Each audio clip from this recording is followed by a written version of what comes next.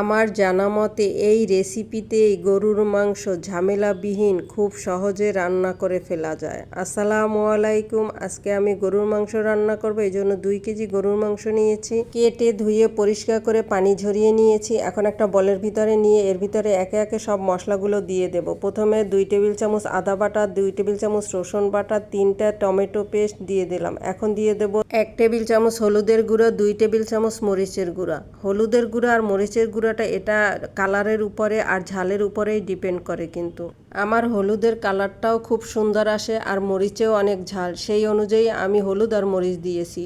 পরিমাণ মতো লবণটা আগেই দিয়ে নিয়েছি। এখন 1 চা চামচ জিরার গুঁড়া, 1 চা চামচ ধনিয়া গুঁড়া আর 3 টেবিল চামচ বাদাম বাটা দিয়েছি আমি। 1 কাপের বেশি হবে পেঁয়াজ কুচি, সবটাই দিয়ে দেব।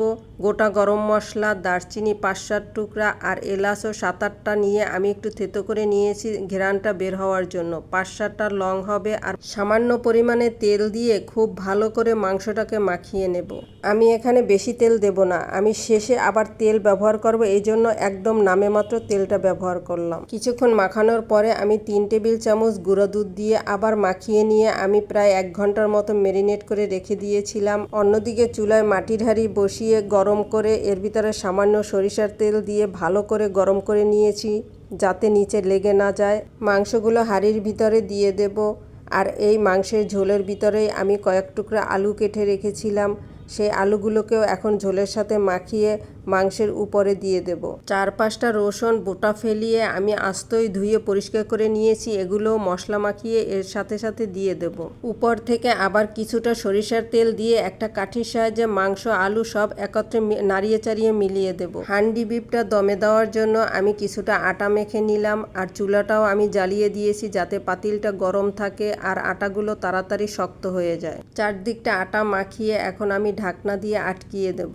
ঘড়ি ধরে 10 মিনিট আমি চুলার আঁচ একদম বাড়িয়ে রেখেছি, যাতে চারিদিকে আগুনটা লেগে আটাটাও শক্ত হয়ে যায় আর মাংসেরও চারিদিকে গরম হয়ে যায়। 10 মিনিট পরে চুলার আঁচ একদম কমিয়ে 1.5 ঘন্টার মতো চুলার উপরে রেখে দিয়েছিলাম। 1.5 ঘন্টা পরে চাকুর সাহায্যে আমি আটাগুলোকে একটু আলগা করে নেব। এখন দেখি আমার হান্ডি বিফের অবস্থা কি।